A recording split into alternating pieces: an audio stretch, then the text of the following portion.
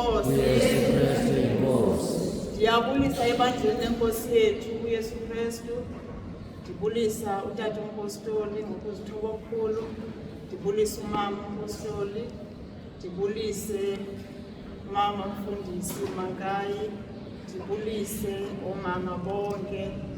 Umama umfundisi uMboya. Ndibulise omama bonke. Ndibulise otata bonke. Ndibulise abatsha uSunday School. uYesu Kristu uyinkosi. uYesu Kristu uyinkosi. uYesu Kristu uyinkosi. Ndingumama uMakhulusiso Thwanyane. Umama uMakhulusiso noMncede Thwanyane. Ndisentabeni yendlu kaJehova kuyabonelelwa. Ndikwibhrentshi yaseFisantekraal apha kule ndawo esikuyo. Siyambonga kakhulu uNkulunkulu. Ndizobulela, ndizokwamkela abantwana bakaNkulunkulu abafikile namhlanje. Siyambonga uNkulunkulu bazalwane ukuthi nibe khona. Basekhona nabanye abezayo. Siyambonga kakhulu uNkulunkulu unithwele. Abasuka kude otata besuka eRichards Bay, abanye besuka eGauteng, abanye besuka eMthatha. Siyambonga uNkulunkulu kakhulu. Uthembekile, unamandla. Nje ndicela ukuthi namkelekile kule ndawo. Namkelekile kule ndawo. Uma ngaba uNkulunkulu evumile ukuthi nizonyathela kule ndawo, izwi lenkosi lithi useninikile yona. uYesu Kristu inkosi. Ndiyanamkela bazalwane nonke. Sengase njengoba besefikile abanye. Ndiyanamkela nonke, ndiyacela ukuthi bonke abantu bakhululeke. Sikhonze uNkulunkulu. Sihambe siye ezulwini, ekhaya, sonke. uYesu Kristu inkosi. uYesu Kristu inkosi. Polise nje kancane ngokuthi izinto zisakungona kusalungiswayo.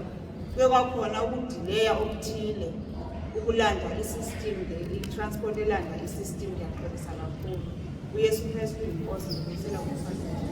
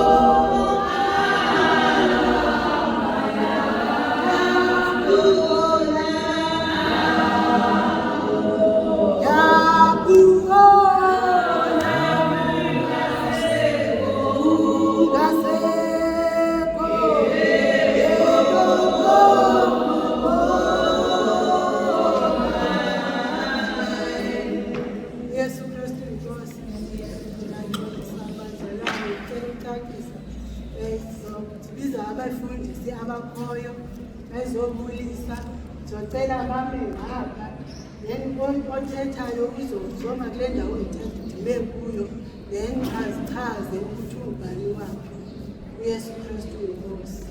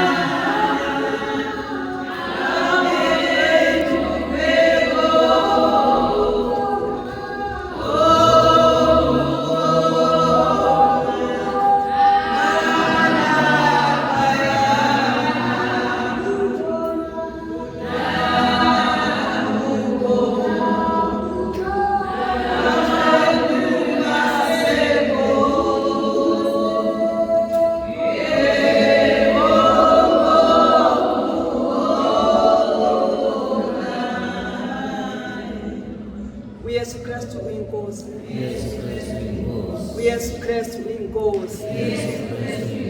uYesu Kristu uyinkosi. Yesu Kristu inkosi. Ndibulisa umapostoli, baba umpostolo nomama, ndibulisa abefundisi, ndibulisa omama, ndibulisa Sunday school nababonke abantu abakhona phansi komnquma kaThixo. Amen. Igama lami ndinokuzola kwaMboya, ndisuka eMthatha. Amen. Ndibonga uNkulunkulu nami andithe ndalifumana elithuba ingeko kuthanda kwami ngamandla akhe. Amen.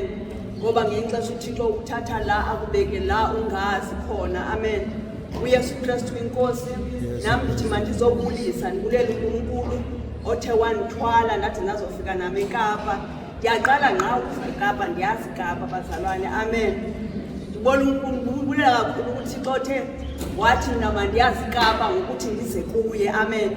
uYesu Kristu inkosi. Ndiyambulela kakhulu uThixo othe wandihlanganisa nami nentaba yendlu kaJehova kuyabonelelwa ngoba umuntu usuka kude bazalwane. Amen. uYesu Kristu inkosi. Ndibulele uThixo nami xa kuthiwa baphanga befundisi ngenxesha ndingazange noba ndingumfundisi noba ndiyintoni. Amen. Ngoba le nto inzima bazalwane ayikho lula. Ndikhumbula ilizwi elitsho phaa kwincwadi yezililo zikaYeremiya. Amen. Phayana kuchapter 3 athi khona uyamquqela umuntu omquqelayo uThixo uyamthanda uThixo. Amen. Nami ndiyamcela uThixo nganga usindiso lam, usindiso ndingalulinda ndithe cwaka. Amen bazalwane. Ndimquqele uThixo ngoba xa umquqela uThixo uyakwenzela izinto ubungazazi uba zingakwenzela angakwenzela zona. Uyakufundisa. Ndikhumbula nalapho kwilizwi lakhe kwincwadi kaJohana 14 phaa kuverse 26 apho athi uYesu Kristu ndiyahamba uBaba uzonithumelela umthetheleli uMoya Oyingcwele. Amen. Anifundise anikhumbuze. Nami ndifike kweli vangeli ndingazi lutho. Amen bazalwane. Ndingakwazi nokufunda iBhayibhile, ndingakwazi noshumayela uYesu Kristu inkosi. Kodwa ke uThixo ilizwi lakhe alibuyi lilambatha. Ndibona nami khona ukhulu okhona. Ndibulela ukungena phakathi kwale ndawo uJesu Kristu inkosi. Ndibulela kakhulu nabazali bam abandithwele, abazali bam uMoya, umama nomama. Abusoloko njalo utata uyazazi ndimhlupha njalo. Amen. uJesu Kristu inkosi. Ndimanokushinda.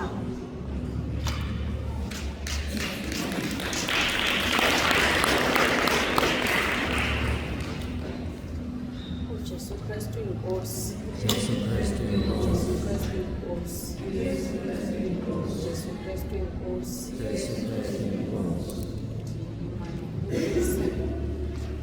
Utata umpostile nomama umpostile.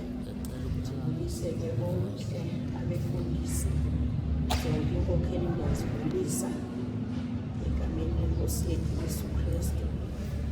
NdinguNomahlubi Mankayi, ndizalwa kumhlaba waseMount Fletcher. Ilali yami ndizalelwe kuyo eNtabase. Ndilapha eKapa ke ngoku apha eFisanti. Ndithe xa kuthiwa inkonzo ikhona ndazixelela ukuthi nam mandingaphoswa uJesu Kristu inkosi. Jesu Kristu inkosi. Ndisoyika ke uzoma kule ndawo ndoyika kakhulu uJesu Kristu inkosi. Kodwa ke ndiyambulela uThixo ondithweleyo nam ndazoba kuyo enkonzweni uJesu Kristu inkosi. Jesu Kristu. Eli gama lesibizwa ngalo ndiyaloyika kakhulu ingaselibizwa. Oh, mama Mfenyana ngisendihleli phantsi mzalwane, andikuthandi ukubizwa ngaphambili uJesu Kristu inkosi. Ndiyabonga kakhulu, ndicela ukuhlala phantsi. Jesu Kristu inkosi. Phakathi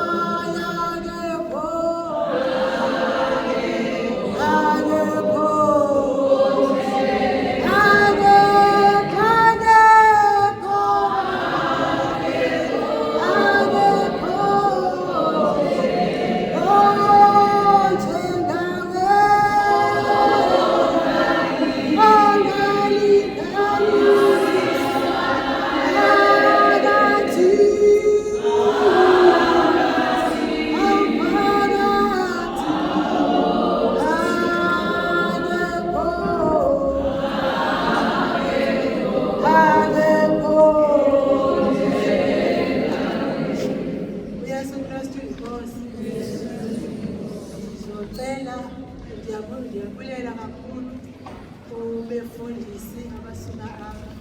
Jesu Kristu inkosi. Sizovula ngoku ithuba labantu abanobungqina. Ndizocela abantu babe bayi-5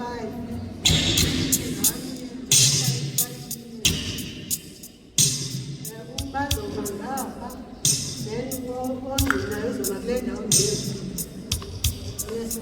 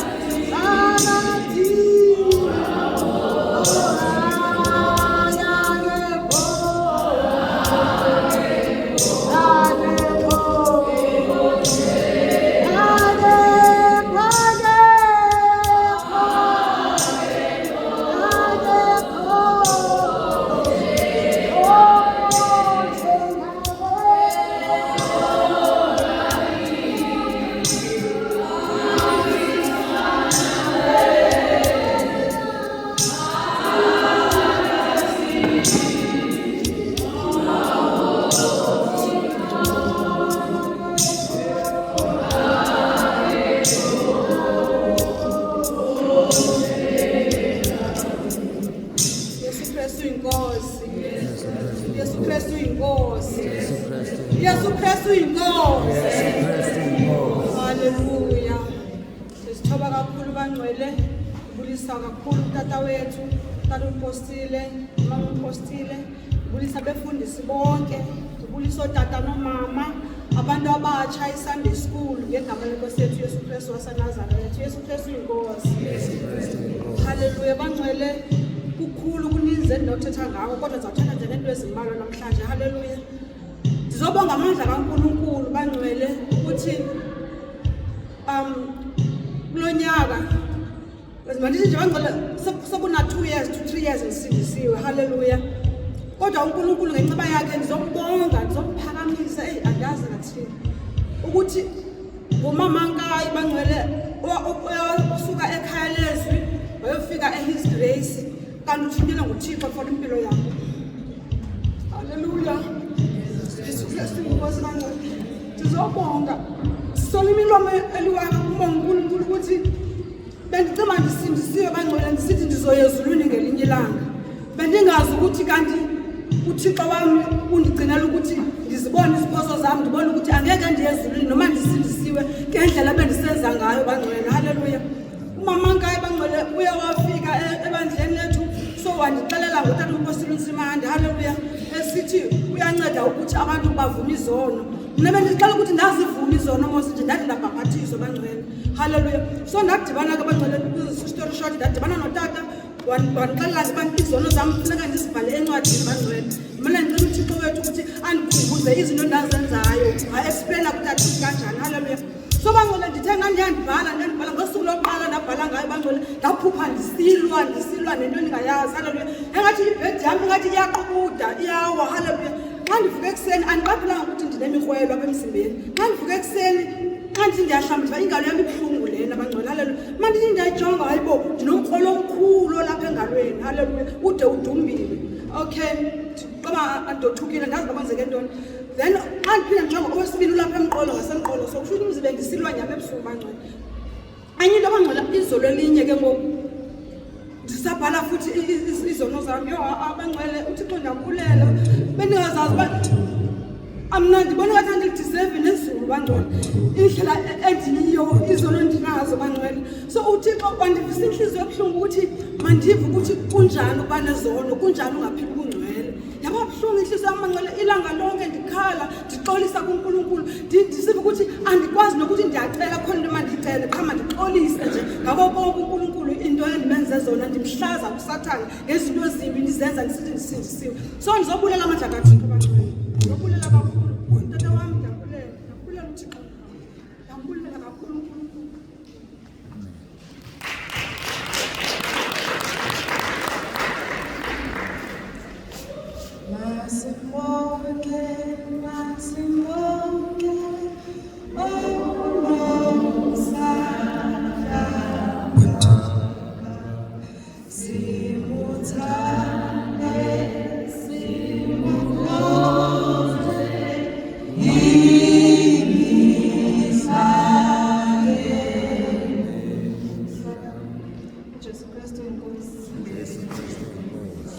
Igama lami Kholeka Ngolakheso ngisuka ePittsburgh ekhaya kodwa kwamanje ngilala eThando.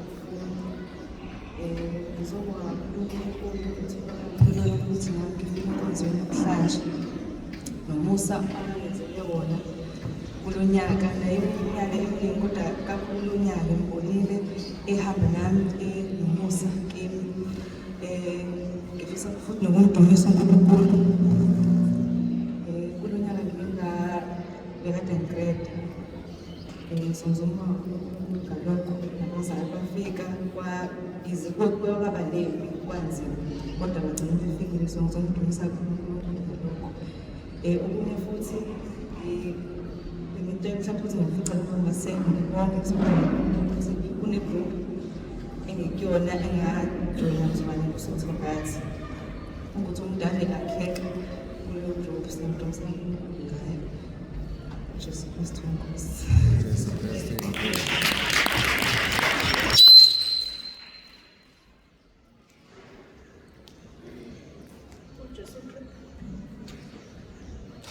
Jesu Kristu inkosi.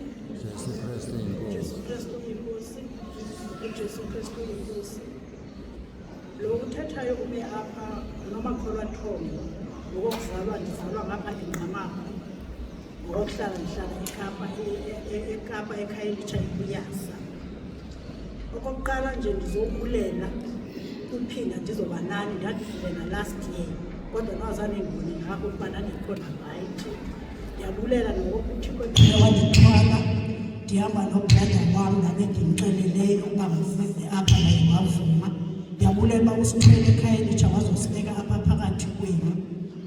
Mna ke andikho sentabeni kaJehova ngisekhaya lezwi negruphu ngidibene nayo kuba ndithanda ukuzibukelela YouTube ngibukela i-testimony noqala kwami ubona utata umpostile ndandibona uba ndidla umamela ezi testimony zababantu hayi ndiyisikiile imali kodwa ibekhona enye igame ndimamele ndisemsebenzini ndakhe ndathi makhe ndivule and futhi ifowuni andiyichani kakuhle kodwa ndifuna ke ngoku ukujoyina apha elanxa ndimva kumane kushumayela ndaqoma makhe ndikhipha apha efowunini kuzobona ifowuni number katata umpostile ndayibona nyhani ndathetha naye uninzi ke okwenzekayo ke emntwini ndiye ndagula last year ndagula kakhulu abantwana bam bade bayidilitha ndiseduphini bandithi bayikhuphe eduphini ndikhathazwa zii-ulcers nasisifuba ii-ulcers ebendinazo bendingathi ndithwele into apha entloko ndisenezo ulcers nesosifuba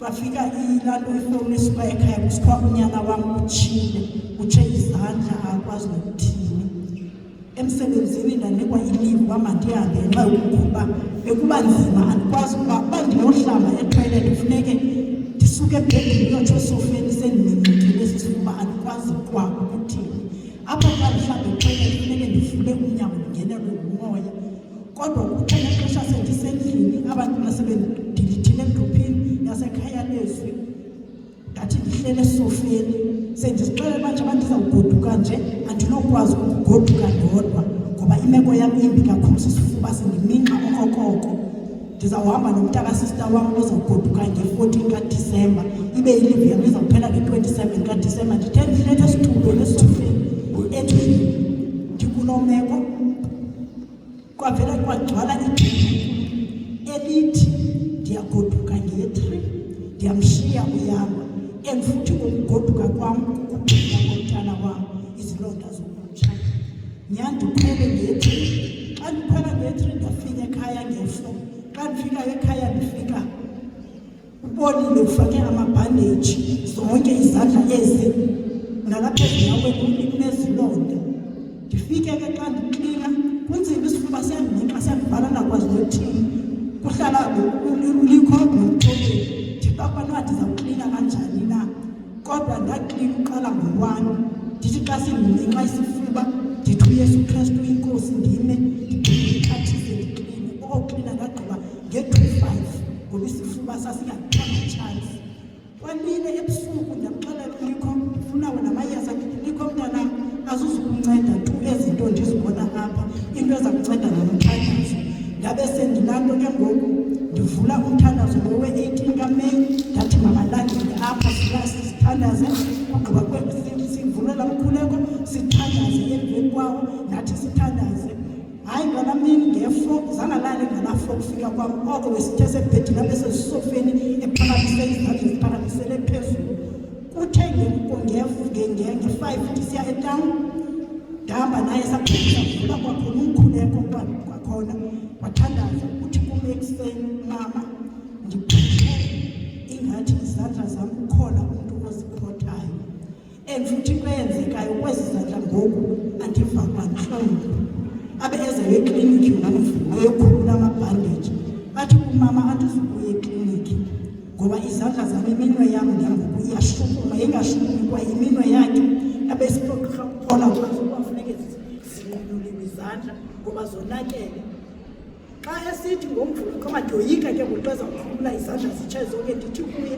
likho njengoba ukhulula nje esi sandla siyi-1 ndiyacela ke mntana mvula ke ifowuni lena ulandele apha emveni kwalo mkhuleko umane usithi uYesu Kristu uyinkosi uYesu Kristu uyinkosi usikhulule nyhani isandla xa esikhulula isandla asinanto sinayo siphilile wathi ngesuku olulandelayo uzawuphinda akhulule esinye ibhandeji xa ikhulula elaa bhandeji izandla zinanto zinayo amakhoko eziqubukela nje ezikhiqike lapho ezandleni wabe uyaphila ngaloo 5 kwezo zibonda wenazo izandla zakhe nangoku ziyadibanisa kwezo zibonda ziserayithi ziyasebenza waphola ngaloo 5 banandifike nge-4 ekhaya nge-5 zabe ziyaphola izilonda zakhe ndizoza kula umandla kaYesu Kristu uyinkosi eleke busika pho busika mna bekundiphosa ndinesifuba esindikhathazayo esi sifuba saqala ngo-1993 ndisafunda engqeleni ndihlala nosista wam kodwa apho into enzekileyo kulona unyaka xa kuthiwa kuthiwa uthatha inkonzo yomkhosi mama andiyoyika andizange noko i-14 days epasile hayi andiqondile hayi andizokwazi hayi ndizokwazi ndiphangela ngase-food court ukutya noba ndizokwazi hayi ndaqonda ndiyoyika ke ngoku hayi andizokwazi ubana ukungatyi ixesha elidilanga nge-14 days hayi kodwa ndathi nakhe ndiyithathe ngoba ndandikhe ndamamela inkonzo esenza umntana enkosini yone-21 days ayithatha wathi umntana ona-10 years ebethathe umkhosi we-21 days ndaqoma kodwa ndade ndigqiphele umntana nakhe ndingene ndangena nale mkhosini unkulunkulu wandipha amandla andilamba ndiyaphunga ndiyasela kuthe emveni koko xa kuphulwa umkhosi isisu sam esi ndasiva siyaxoxuzela hayi kandongena ngaphandle xa ndisithi into endayikhupha abazalwane andiyazi nam ndaziva ndisoyika kwalapha ejongo noba yintoni le imnyama ibubrawuni iyakhazimla yaqhubeka loo nto kodwa ndisimanga hayi ke andisiva isifuba ndiyekela nanto xa ndivuka abantwana beva ngamsolo nditsale zazikhotela okokoko yonke iside yophela ubusike ndiphindile ndangena apha kuJulayi ndifike xekekawa kwinkonzo e-Richardsburg zikaJulayi ndilangazemama kubekho into umkhosi wokuba ndizawuphinda ndingene hayi nam apha uzawungakholelwa ndangena hayi ke apho ndiphinde xa ndiguqile ndisavuleke ngokumkhuleko lo we-18 May ndiguqile ndisalandela emveni komkhuleko hayi khandibona ndiyamuzela kwesisu kodwa ndaphakama ikwimbuiza etoilet hayi ko apho ndahlala ndapresa ifowuni ndabethithini ndiyongena ngapho etoilet xa ndisithi ndaphinda ndayikhupha ndizobulela amandla omkhuleko ka-18 May negama elithi uYesu Kristu uyinkosi kulo nyaka khandibela fiva kulo nyaka khandibela sifuba kulo nyaka khange ndikhohle ndiyawabulela amandla kaYesu Kristu inkosi ngelizwi nekhaya lezwi elidibene nalo kwi-YouTube ndiyamamela nam ndabhala izonto andanayo ndizawubhala ntoni kodwa ndazama ndimanike ndibone uyandikhumbuza ngokukhumbuza uNkulunkulu ndiyaqhubekeka ndiyabhala ndiyacela nandihlale ekhaya lezwi ndihlale ndiyavuya ngamaxansi kukho umama wasemthatha nje uzosichaza kwamnandi wasengqamapha xa ndiselivini ndingamane ndivizithela ngapha ndiyathatha ndiyokubona enkonzweni uYesu Kristu uyinkosi amen.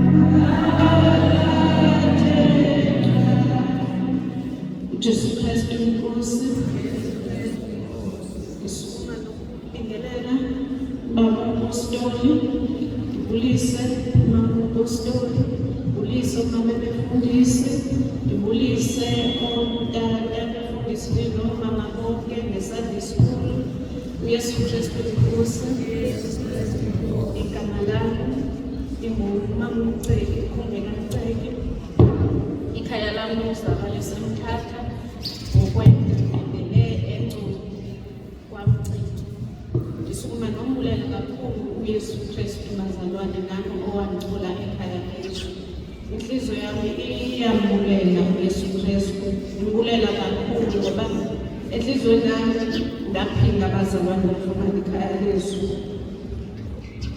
ubaba wayechaza ngendaba yokuthemba esithi uqalanisa umuntu othemba emntwini bazalwane. Wachaza abazalwane bendisindisiwe abengifumananga ngingasindiswa ngekhaya lezo, kodwa enhliziyweni yami kwavuleka ngakutsha ndabona ukuthi kaloku endleleni yami kade ngithembe emntwini ngingathembanga uNkulunkulu.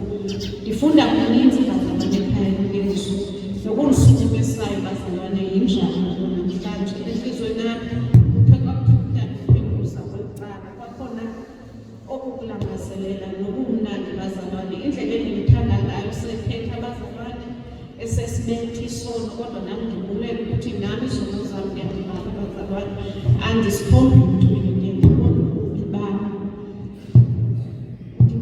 phakanyiswa nje ukonwaba bazalwane enhliziyweni yami ukuthi nami ngiphinde ngazophuza bazalwane, noma ngiphuze lokho eshumayela njalo enhliziyweni ngilangazelela ukuthi ngiphuze kakhulu ukuze ukuthi xa ngilapha umphefumulo wami ufumaneke phambi kuNkulunkulu ungenasono.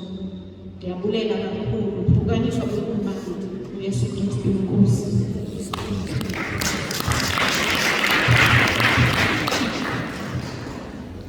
uJesu Kristu Inkosi. Jesu Kristu inkosi. Ngibingelela umfundisi nabazalwane bonke. Igama lami elihle wakashusha iphuma eKZN. Ngakhulela ePortshepstone, then ngakhulela eBerlin, lapho umafama washadile khona. Ngize eCape Town ukufunda.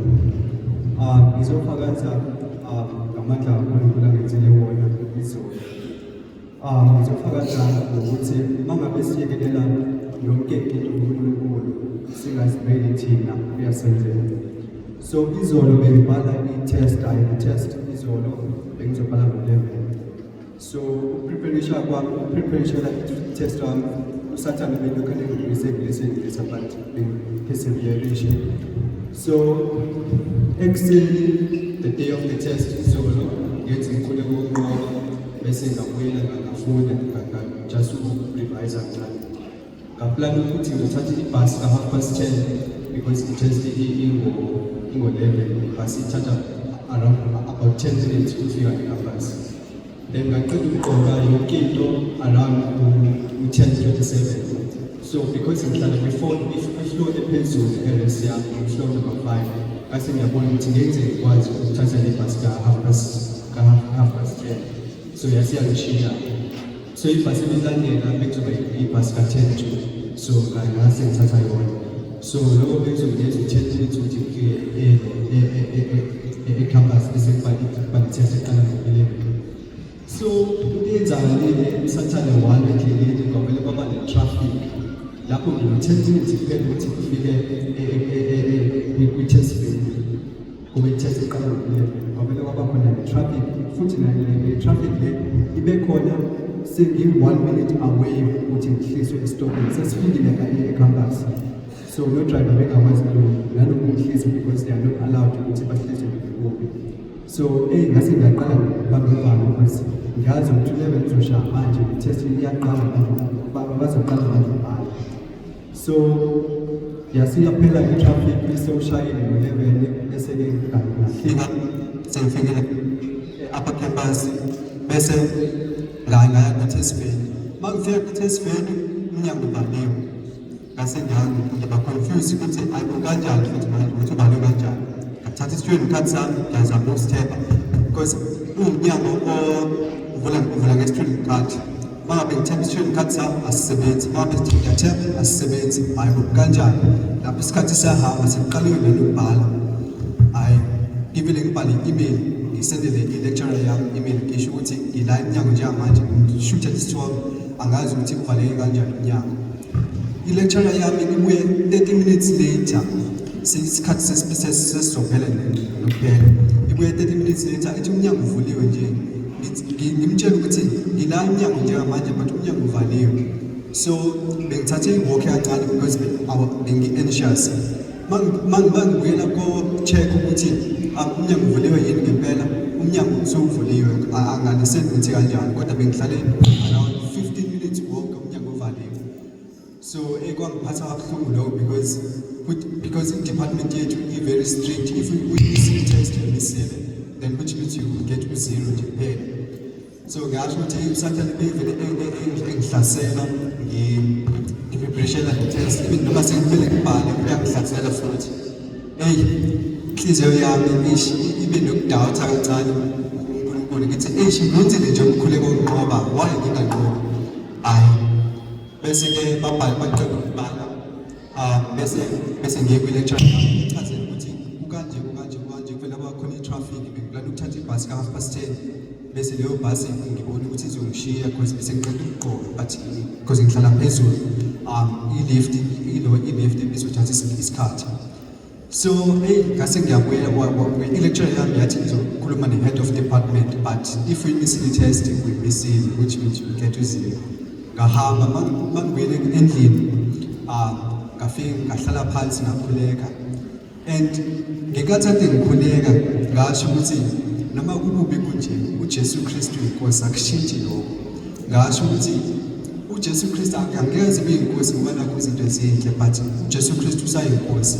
Ngasho enhlizweni yami ngathi noma ngabe kunje lento angeke ngize ngikwazi ukuyikontrola ngokwami but because impilo yami ayisaphethwe yimina but iphethwe uwena Jesu Kristu, wena uzoyilungisa lento. Then ekupheleni kosuku before usuku kuphele around 4 p.m. ngathola i-email eshoyo ukuthi siya-understand istori sakho ngesize sikunikeza u0 ephepheni but i-exam yakho izokhanta u7 instead of u8%. So ngiyabonga amandla kaNkulunkulu ngoba ngivumile ngomlomo wami ngathi le situation ngeke ngikwazi ukuzenzela ngokwami but ngoba impilo yami ayisaphethwe yimina iphethwe uwena Jesu Kristu and uyinkosi noma izinto zezimpi uJesu Kristu wangiqhubela. So ngiyabonga kakhulu.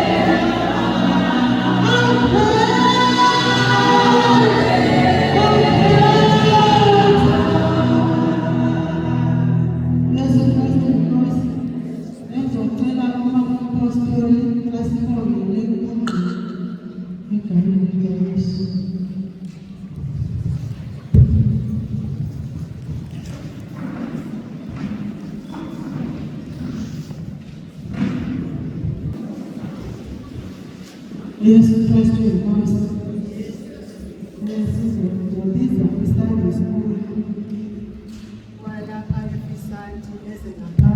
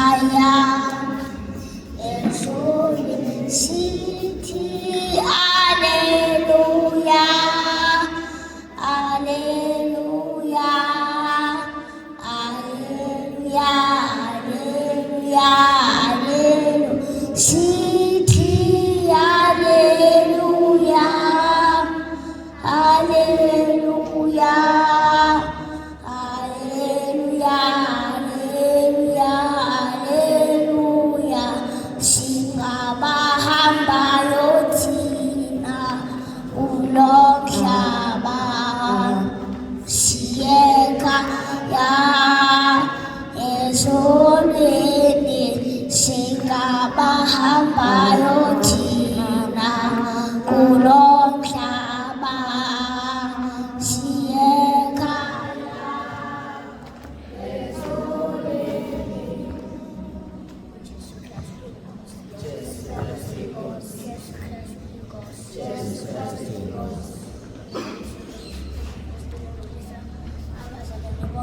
uJesu Kristu inkosi.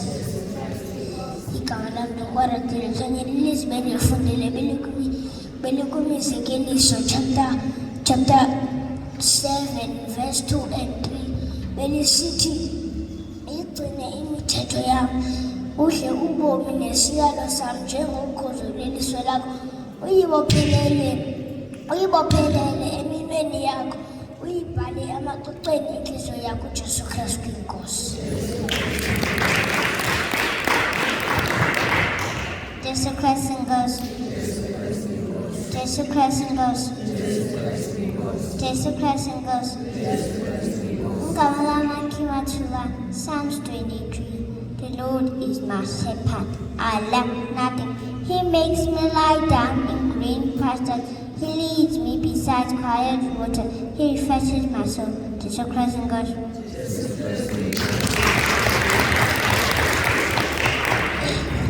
uJesu Kristu inkosi. uJesu Kristu inkosi. Ndibulisa utata umpostile, ndibulisa umama umpostile, ndibulisa abafundisi bonke, ndibulisa oosisi, ndibulisa oobhuti, ndibulisa oomama uJesu Kristu inkosi. Igama lam ndinguNkosi ngathi Tyoyi uJesu Kristu inkosi. Ilizwi bendilifundile belikwiNdumiso 103 belisithi verse 1 and 2 belisithi mbonge uYehova mphefumlo wami, ilibonge igama lakhe elingcwele yonke into engaphakathi kwami. 2 mbonge uYehova mphefumlo wami, ungaze uyilibale yonke impatho yakhe enhle uJesu Kristu inkosi. uJesu Kristu inkosi. uJesu Kristu inkosi. uJesu Kristu inkosi. Igama lami Akhanya Ifana Mthulwane. Ilizwi belifundile belisithi iNdumiso 25 verse 4 kuya 7. Ndazise indlela zakho Yehova, undifundise umendo wakho. Ndinyathelise enyanisweni yakho, undifundise ngokuba uThixo ungumsindisi wami. Ndithembe wena yonke imihla. Zimfesane zakho Yehova neenceba zakho, ngoba kususela kwaphakade zikho zona. Musa ukuzikhumbula izono zobutsha bam noxexo lwam. Ngikhumbule ngokwenceba yakho ngenxa yokulunga kwakho Yehova uJesu Kristu inkosi. Jesu Kristu inkosi. Jesu Kristu inkosi. Jesu Kristu inkosi. Igama lami ndingu-Elethi Topolo. Ilizwi lami kuPsalm 51 from verse 6 to 12. Sincerity and truth is what you require. Fill my mind with your wisdom. Remove my sins and I'll be clean. Wash me and I'll be whiter than snow. Let me hear the sounds of joy and gladness, and thoughts that you have crushed me and broken me. I'll be happy once again. Close your eyes to my sins and wipe out all my evil. Create a pure heart in me, O God, and put a new and loyal spirit in me. Do not banish me from your presence. Do not take your Holy Spirit away from me. Give me again the joy that comes from your salvation, and make me willing to obey you, Jesu Kristu inkosi. uJesu Kristu inkosi. uJesu Kristu inkosi. uJesu Kristu inkosi. Igama lami ndinguNkosikazi Ifana Mthwanyana. Mina ilizwi ebendilifundile belikuSamuel wokuqala chapter 12 iverse 14 belisithi iverse 14 no 15 belisithi kanje kuba anaba beniya kumoyika uYehova nimkhonze niliphulaphule ilizwi lakhe, ningawuphikisi umlomo kaYehova. Nithande mbande noYehova uThixo wenu, nina nokumkani onilawulayo ukuze kulunge. Verse 15 ke ke ukuba anithanga niliphulaphule ilizwi likaYehova nawuphikisa umlomo kaYehova, isandla sikaYehova sonichasa njengoko sachasa omama. uJesu Kristu inkosi. Xhuma umntana unoJesu, xhuma umntana naye, xhuma umntana unoJesu. Haleluya, ologene. Ake axhume umntana unoJesu, ake axhume umntana naye, ake axhume umntana unoJesu. Haleluya, ologene. Umnaniso ukuba noJesu, umnaniso ukuba naye, umnaniso ukuba noJesu. Haleluya, ologene. Haleluya, ologene. Haleluya, ologene. Haleluya, ologene. Haleluya, ologene.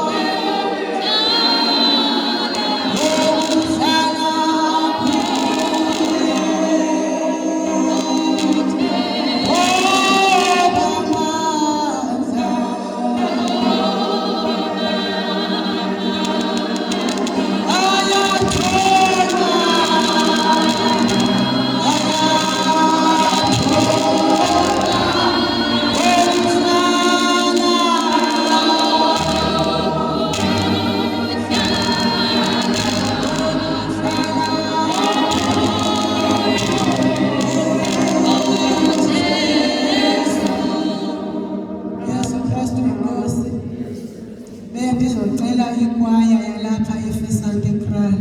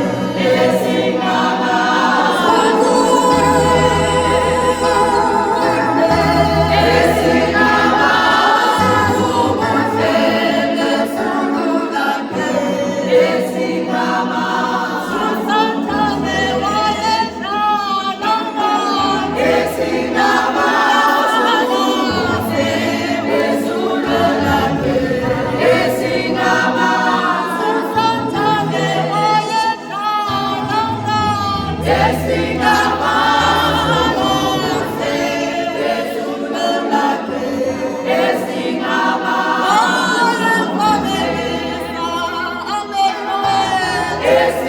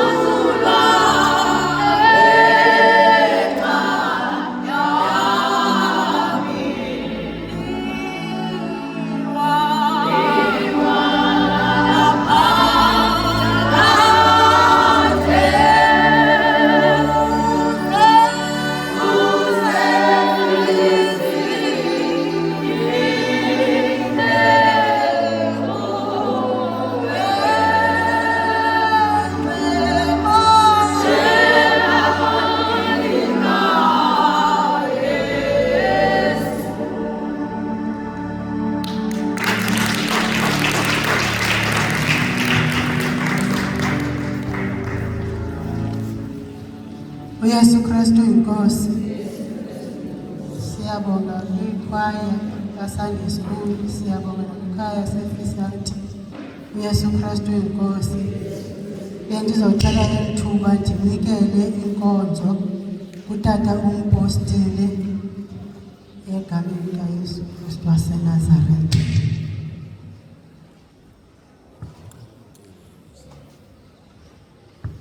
Hlekiwe